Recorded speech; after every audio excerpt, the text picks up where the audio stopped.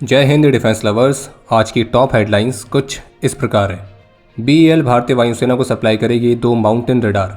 Solar defence ने भारतीय सेना के लिए रवाना किए पिनाका मार्क 1 के इनहेंस्ड वर्जन। स्पेन के बाद इटली ने भी यूएस मिलिट्री एयरक्राफ्ट को अपने बेस पर उतरने से किया मना। ईरान ने किया दावा यूएस के सीक्रेट सेंटर को डिस्ट्रॉय करने का। और पाकिस्तान भारत के खिलाफ कंडक्ट कर सकता है फिर से कोई बड़ा आतंकी हमला।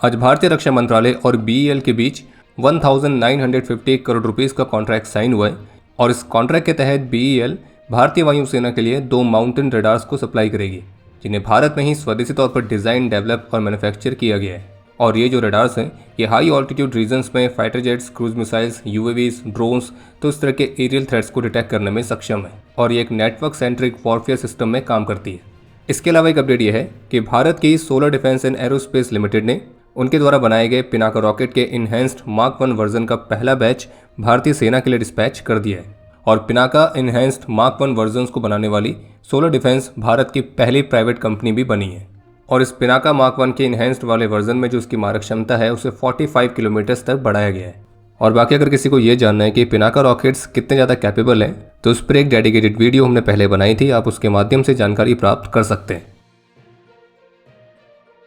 वेस्ट एशिया का जो कॉन्फ्लिक्ट है वो अपने 32वें दिन में प्रवेश कर चुका है और अभी भी इसके समाप्त होने के कोई संकेत नहीं दिख रहे। भले ही यूएस ऑफिशियल्स की तरफ से कहा गया है कि वे इसको कुछ ही सप्ताह में समाप्त कर देंगे। और अब द वॉल स्ट्रीट जर्नल की तरफ से एक रिपोर्ट सामने आई है जिसमें यूएस ऑफिशियल्स को ही कोट करते हुए ये लिखा गया है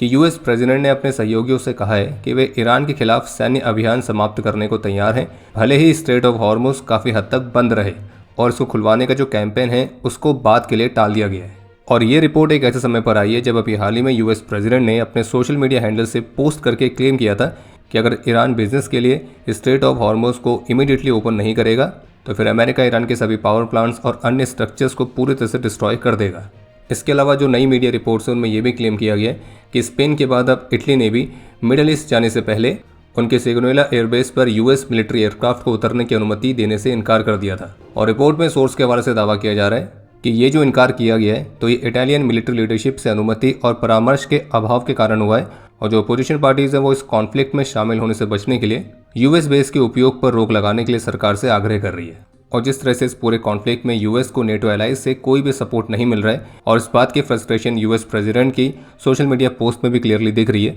तो यही फ्रस्ट्रेशन एक बार फिर से देखिए जिसमें यूएस प्रेसिडेंट ने अपने सोशल मीडिया हैंडल से फिर से पोस्ट करी है और इस पोस्ट के साथ उन्होंने अपने एलाइज को फिर से क्रिटिसाइज करते हुए कुछ ऐसा लिखा है कि जिन देशों को स्ट्रेट ऑफ हॉर्मुज की वजह से जेट फ्यूल नहीं मिल पा रहा है, जैसे कि यूके जिसने ईरान के पतन में शामिल होने से इनकार कर दिया था, उनके लिए मेरा एक सुझाव है। पहला यह कि अमेरिका से तेल खरीदें, हमारे पास पर्याप्त मात्रा में है, या दूसरा यह कि थोड़ी हिम्मत जुटाएं, स्ट्रेट ऑफ हॉर्मुज पर जाएं और उस पर कब्जा कर लें और खुद तेल ले लें।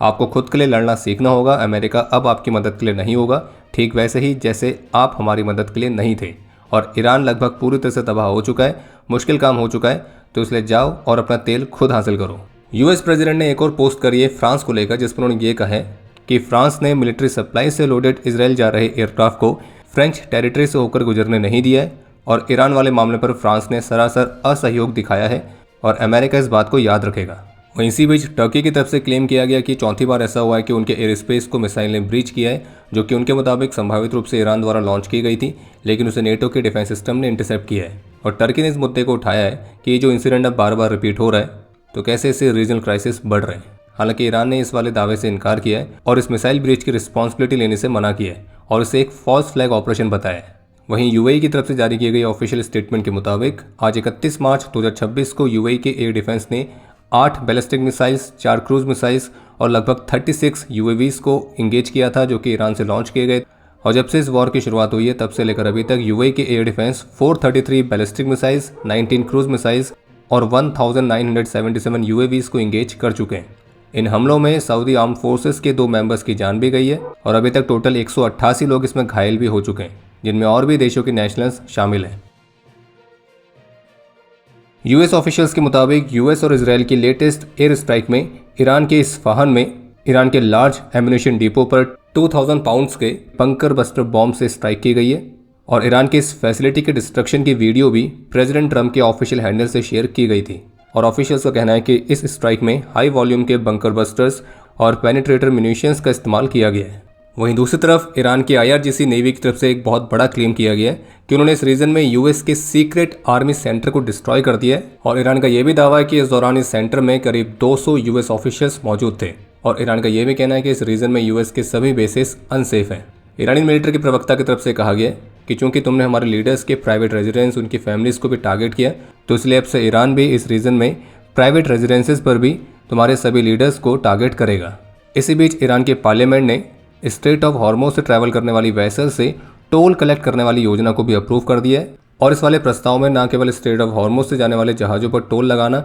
जबकि अमेरिकी और इजरायली जहाज़ों पर प्रतिबंध लगाने का प्रावधान भी शामिल था। और इसके अलावा इस रास्ते पर ईरान के डोमिनेंस को मजबूत रखने के लिए सिक्योरिटी, सेफ्टी और इन्वायरमेंटल मेजर्स, तो इनको भी हाईलाइट किया गया। और ये भी दावा किया जा रहा है कि स्ट्रेट ऑफ हॉर्मुज़ के थ्रू अगर किसी शिप को जाना है तो ईरान के साथ बिना एग्रीमेंट के वो आगे नहीं जा सकती है। और यहाँ से पास होने वाली शिप्स के डॉक्यूमेंट्स को ईरान खुद रिव्यू करेगा और ईरान के अप्रूवल के बाद ही वो यहाँ से शिप को जाने देंगे। और जबकि ईरान में जो US के एक लिमिटेड ग्राउंड ऑपरेशंस की रिपोर्ट्स भी आ रही थी, तो इन्हीं ऑपरेशंस को लेकर ईरान के टॉप कमांडर की तरफ से फिर से वार्न किया गया है कि ईरान पर आक्रमण करने वाले किसी भी एग्रेसर के वो पैर काट देंगे। और जबकि ईरानियन मीडिया की तरफ से भी क्लेम किया जा रहा है कि अगर अमेरिका ईरान में किसी भी तरह का ग्राउंड इन्वेजन करने का प्रयास करता है तो इस तरह की स्थिति में जो रशियन चेचन यूनिट्स हैं तो वो भी ईरान में डिप्लॉय होने के लिए तैयार है। और ईरान के पार्लियामेंट स्पीकर ने भी ईरान पर दुश्मन के किसी भी एग्रेशन की निंदा करी है और कहा है कि अगर वे ऐसा करने का प्रयास करेंगे तो इसका जवाब भी बहुत ही पावरफुल तरीके से दिया जाएगा। और ईरान की तरफ से तो ये भी क्लेम किया गया कि जो US और इजराइल हैं वो 30 दिन के बाद भी अपने ऑब्जेक्टिव्स को पूरा करने में कामयाब नहीं रहे हैं। और ईरान ने उन लोगों को भी वार्न किया है कि जो भी ईरान के दुश्मन देशों के लिए जासूसी करते हुए पकड़ा जाएगा तो उसे हाल ही में संशोधित कानून के तहत मृत्युदंड और उसकी सभी संपत्तियों की जब्ती का सामना करना पड़ सकता है। और ईरानियन जुडिशरी के प्रवक्ता का यह भी कहना है कि अगर कोई फोटोज़ या वीडियोज़ भी शेयर कर रहा है जिससे दुश्मन को टारगेटिंग करने में मदद मिल रही है तो इस वाली कंडीशन को भी इंटेलिजेंस कॉपरेशन की तरह ही ट्रीट किया जा सकता है। और ईरान की मीडिया के मुताबिक इस तरह के मामलों में महीने भर में लगभग 1000 से ज़्यादा गिरफ्तारियां हो चुकी हैं, जिनमें इंडिविजुअल्स पर सेंसिटिव लोकेशंस पर वीडियो बनाने, एंटी गवर्नमेंट कंटेंट को ऑनलाइन शेयर करने या एनिमी के साथ कोऑपरेट करने के आरोप हैं। जबकि ईरानियन IRIB न्यूज़ एजेंसी की तरफ से एक रिपोर्ट जारी की गई है जिसमें बताया गया है कि पर्शियन गल्फ पर लगभग 2 मिलियन बैरल्स कैपेसिटी वाले एक ऑयल टैंकर को आज सुबह हिट किया गया है। और कुछ मीडिया आउटलेट से दावा कर रहे हैं कि इस टैंकर ने ईरान से इस स्ट्रेट ऑफ हॉर्मुज़ से पास होने की परमिशन नहीं ली थी और इसी वजह से इस पर हमला किया गया है। इसके अलावा ईरान के स्टेट मीडिया की तरफ से अनाउंस किया गया कि इजराइल की लेटेस्ट स्ट्राइक में ईरानियन आर्म्ड फोर्सेस के adviser to the chief of staff major general Jamshid Ishaqi, तो इनको भी एलिमिनेट कर दिया गया है। इसके अलावा ईरान के ऑफिशियल्स की तरफ से भी दावा किया गया कि सोमवार को ईरान के मशहद एयरपोर्ट पर हुए अमेरिकन स्ट्राइक में महान एयर का एक एयरक्राफ्ट डैमेज हो गया है और जिससे भारत में मानवीय सहायता को प्राप्त करने के लिए जा रहे एक मिशन में संभावित रूप से बाधा उत्पन्न हो सकती है। और बताया जा रहा है कि ये वो एयरक्राफ्ट है जो कि इस सप्ताह नई दिल्ली के लिए शेड्यूल किया गया था ताकि वो ईरान के लोगों के लिए भारत से जरूरी मेडिकल सप्लाईज को ला सके। और इसके अलावा एक बड़ी रिपोर्ट यह है जिसमें फाइनेंशियल टाइम्स की तरफ से दावा किया गया कि ईरान पर US और इजराइल के हमलों से कुछ सप्ताह पहले US के डिफेंस सेक्रेटरी के लिए एक ब्रोकर ने मेजर डिफेंस कंपनीज में कुछ बड़ी इन्वेस्टमेंट करने के प्रयास किए थे। पाकिस्तान की तरफ से ऐसी रिपोर्ट्स देखने को मिली है कि पाकिस्तान बेस्ड जो आतंकी संगठन है या यूँ कहें सुअरों का संगठन जैश, तो इस संगठन का जो सबसे बड़ा सुअर है मसूद अजहर, जिसने संगठन बनाया था, तो इस मसूद अजहर का बड़ा भाई हाफिज़ हकीम मोहम्मद ताहिर, तो इसे बहावलपुर में रहस्यमय तरीके से मरा हुआ पाया गया है। बाकी आतंकियों से याद आया, पाकिस्तान के जो न्यूज़ चैनल्स हैं तो उनमें आजकल कुछ अलग सी गतिविधियां देखने को मिली हैं और वे भारत के खिलाफ एक नए फेक नैरेटिव को फैला रहे हैं और जिसमें वो ये दावा कर रहे हैं कि जो भारत है वो फॉल्स फ्लैग ऑपरेशन करके पाकिस्तान के खिलाफ कोई वॉर स्टार्ट करने वाला है। और ये दावा किया जा रहा है कि उनकी सो कॉल्ड इंटेलिजेंस यूनिट ने कुछ मैसेज इंटरसेप्ट किया है और इससे उन्हें भारत की इस योजना के बारे में जानकारी मिली है। और फिर यही सेम नैरेटिव जो पाकिस्तान के न्यूज़ चैनल्स में चल रहा है तो उसे सोशल मीडिया हैंडल्स के माध्यम से भी फैलाने का प्रयास किया जा रहा है और जिससे इस बात के संकेत देख रहे हैं कि जो पाकिस्तान है वो खुद भारत के खिलाफ कोई आतंकी हमले की बड़ी योजना बना रहा है। और ये तो आप सभी जानते ही हैं किस तरह से भारत की एजेंसीज ने हाल ही में पाकिस्तानी आतंकी संगठनों से लिंक रखने वाले उनके कुछ प्रमुख ऑपरेटिव्स को पकड़ा था और ये सामने आए थे कि कैसे वो भारत में कुछ बड़े आतंकी हमलों की योजना पर काम कर रहे थे। और अब पाकिस्तान के न्यूज़ चैनल्स द्वारा अचानक से नैरेटिव फैलाना कि पाकिस्तान की इंटेलिजेंस यूनिट ने भारत के मैसेज को इंटरसेप्ट किया है और भारत पाकिस्तान पर कोई वॉर स्टार्ट करने वाला है। और इससे पहले जब पाकिस्तान ने इस तरह के फॉल्स फ्लैग ऑपरेशन वाला नैरेटिव फैलाने का प्रयास किया था तो उसके बाद फिर पाकिस्तानी आतंकियों ने पहलगाम हमले को अंजाम दिया था। रही बात पाकिस्तानी मीडिया के इस दावे की कि पाकिस्तान के इंटेलिजेंस यूनिट ने भारत के किसी मैसेज को इंटरसेप्ट किया है, तो ये बात तो शायद पाकिस्तान के इंटेलिजेंस यूनिट को भी नहीं पता होगी कि उन्होंने ऐसा कोई मैसेज इंटरसेप्ट किया है। और ये फॉल्स फ्लैग ऑपरेशन वाला जो नैरेटिव चलाया जा रहा है, ये संभावित रूप से भारत में किसी आतंकी हमले को करके अपने आप को कवर करने का पहले से तैयारी हो सकती है। और क्या पता ऐसा भी हो सकता है कि पाकिस्तान के किसी मालिक ने कहा हो कि हमने कुछ रायता फैला दिया है, अब उसे हम समेट नहीं पा रहे, तो लोगों का ध्यान तो भटकाने के लिए कुछ चाहिए, तो क्यों ना अपने मालिक को बचाने के लिए पाकिस्तानी अपनी कुर्बानी दे दे। और हम नहीं कह रहे कि ऐसा हो ही सकता है, हम तो बस कह रहे हैं कि ऐसा भी हो सकता है। बाकी अगर आपको बात समझ में आई है तो वीडियो को लाइक करिए और कमेंट सेक्शन में लिखिए PKMKB। AP न्यूज़ ने US, गल्फ और इजरायली ऑफिशियल्स के हवाले से दावा किया है कि जो सऊदी अरेबिया और UAE की नेतृत्व वाली US की गल्फ एलाइज हैं, तो उन्होंने काफ़ी प्राइवेट तरीके से प्रेसिडेंट ट्रंप को इस बात का आग्रह किया है कि वो ईरान के खिलाफ अपने युद्ध को जारी रखें। और उनका तर्क यह है कि अमेरिका के नेतृत्व में 1 महीने से चल रहे इस बॉम्बिंग कैंपेन में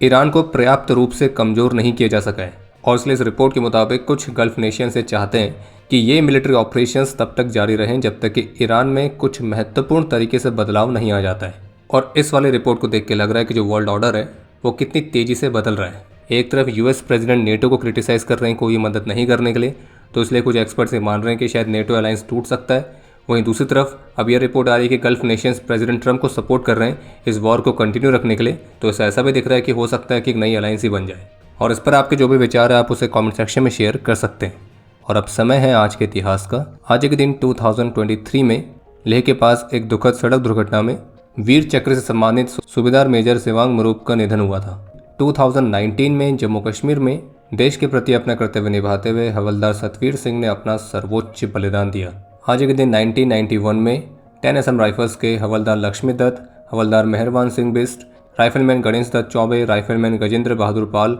राइफलमैन गोपाल सरकार, हवलदार दुर्ना कांता डोली और हवलदार मान बहादुर छेत्री ने अपना सर्वोच्च बलिदान दिया था। आज के दिन 2001 में जम्मू कश्मीर में एक ऑपरेशन के दौरान CRPF के कांस्टेबल M कोपर्ड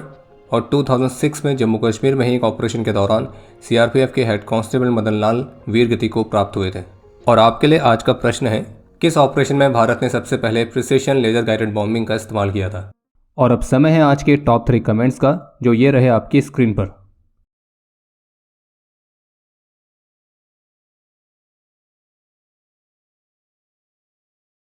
उम्मीद है आपको आज का एपिसोड पसंद आया होगा। पसंद आया तो वीडियो को लाइक करना ना भूलें। आपके कोई भी सुझाव या सवाल हो तो उसके लिए कमेंट सेक्शन ओपन है। और अगर आप डिफेंस रिलेटेड और भी एक्सक्लूसिव कंटेंट में दिलचस्पी रखते हैं तो आज ही प्ले स्टोर से डिफेंस स्क्वाड की सुपर ऐप को डाउनलोड करना ना भूलें। और अगर आप चैनल पर पहली बार आए हैं तो squadron.in पे जाके हमारे नए डिज़ाइंस को भी चेकआउट जरूर करें। बाकी जल्द मिलेंगे नए एपिसोड के साथ। तब तक के लिए जय हिंद, जय भारत।